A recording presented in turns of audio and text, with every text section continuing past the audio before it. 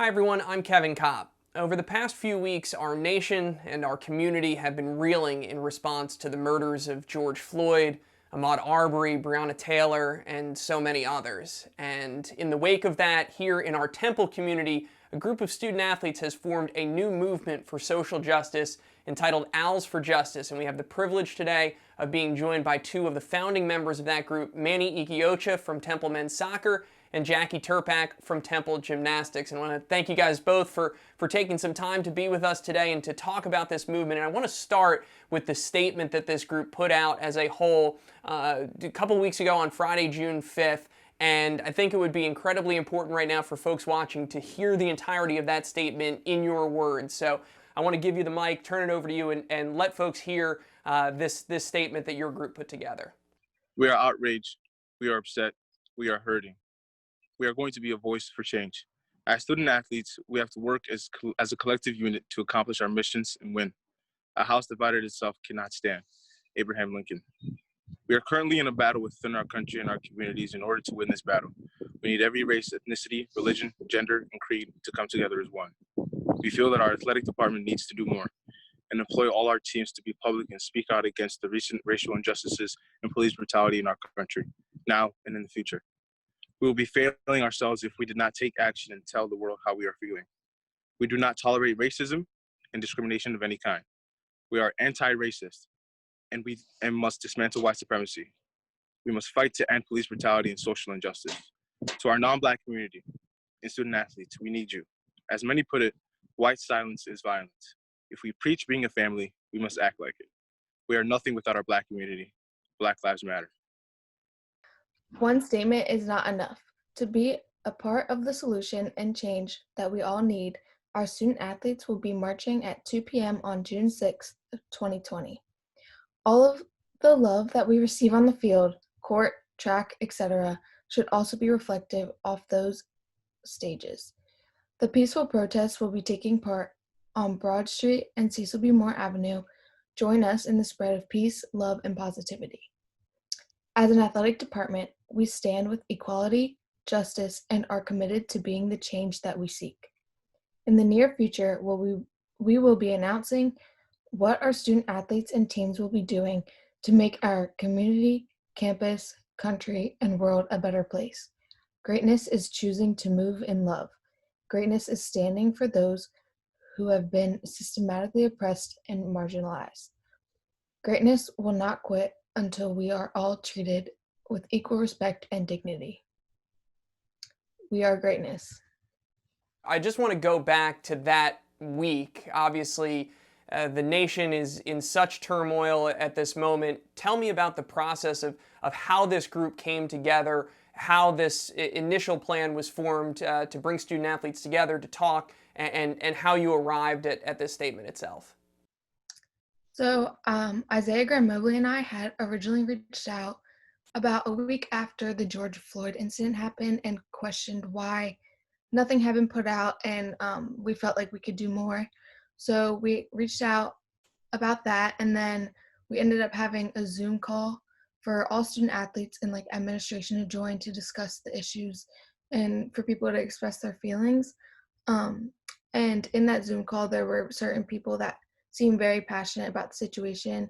And then we ended up reaching out to them and forming this group of people who were being vocal during that Zoom call. And we thought would be fitting to put a statement together. And it was really short notice. So we got the group together that night. And then the next day we worked on a Zoom call for like 4 or 5 hours, I think it was. And putting that statement together and figuring out what we think we should do. This was the jumping off point, this statement, and tell me about how the group has grown since then and what these last 2+ weeks have been like for you, as I'm sure you've grown in numbers and ambition and scope of what you're trying to do.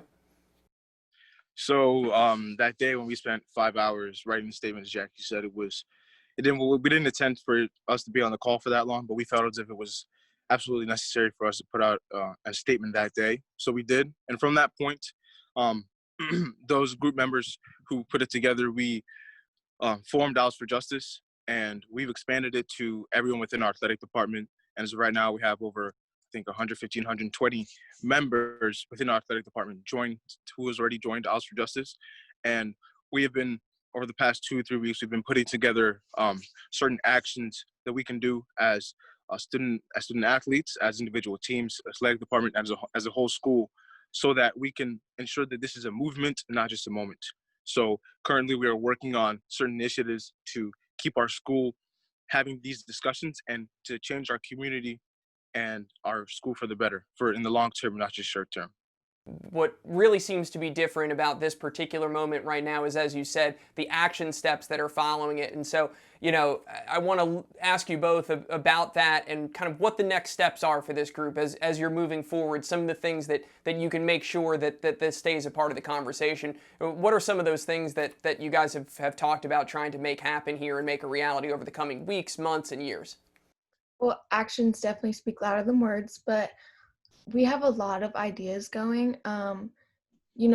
When you come to Temple, you have to take like a mandatory class about like alcohol and like sexual assault and stuff. And I know there was like town hall forum at the bell tower where students had discussed this too, but trying to put that in place to make that mandatory, like a mandatory class about like racism, and also mandatory like meetings within the student athletes about racism and inequality and all of that too. And then we thought about making some shirts and like for season so we can wear them during warm up. And also there's a march in August that we are like interested in going to, and getting a bus for that to take whoever like wants to go. And Manny, if you want to add on to the rest of the stuff we've talked about. Yeah. So as Jackie said, we proposed and we talked about mandatory racial and implicit bias training, not only for our student athletes, but our coaches as well, and administrators, and not even within our athletic department, but school-wide, because this isn't something that is impacting athletic departments all around the nation. It's impacting every single individual. So having that for everyone at Temple University, and then in addition to what Jackie said, with the warm-ups for the whole season, every game, so whenever people see us, they understand what we stand for and who we are. And then in addition to that, we've talked about for voting, so educating our student athletes in the school about how to fill out mail-in ballots, how to register for voting, and where to vote as well. So putting voting initiatives better so that we can actually make changes at the state, local, and federal level so that we can get who we want elected and have that change enacted for long term. The folks that are watching this right now, folks like myself that work at Temple, folks that are watching that are fans that want to hear what you guys have to say. What is your recommendation to someone that says, "Hey, I support this. I'm in favor of it. I want to get involved. What can I do for you to help?" What would you say? First, I think it's important for everyone to continue to educate themselves. And then if you don't want to be active in protests and stuff like that, you can always donate. You can always be signing petitions. You could always just be educating those around you on what's going on and spread the word. I agree with Jackie entirely. I think it's important to initially you have to care first. So certain people who come from different backgrounds may not see or experience the things that are happening to Black and brown people around the country. But if they care truly in their hearts first, and then they can educate themselves, change is already starting within this first person, and then it'll just keep continuing and grow to the next person. So it's best if we care and then educate ourselves and then connect with other people and share your experiences and talk to them. And I think that's the best way we can change. What means long-term success for Owls for Justice? How will you know that this was a successful initiative? Long-term success to us sees first within our university, there's no the injustices that we are currently seeing, they've been eradicated. And it's hard to say for that to happen within a year, but nothing is impossible. So initially, every form of injustice or people speaking out hatefully about any other person, we see that curtailed, and no one does that, and no one feels that within themselves.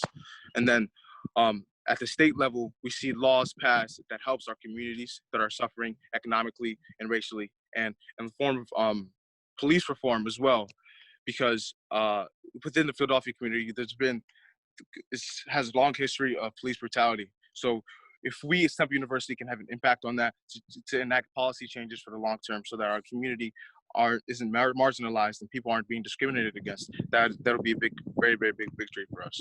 While we have this moment here, is there anything else that you'd like to say to anyone that's out there watching?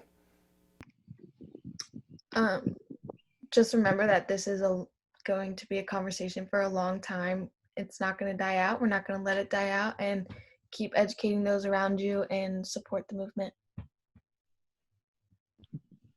To everybody watching, I just want to say, just move in love. And if you don't understand certain situations that are happening, it doesn't necessarily mean they aren't happening. It just isn't happening to you. So have some grace and empathy and listen to how people are feeling and what they've experienced, before you say anything or draw a conclusion.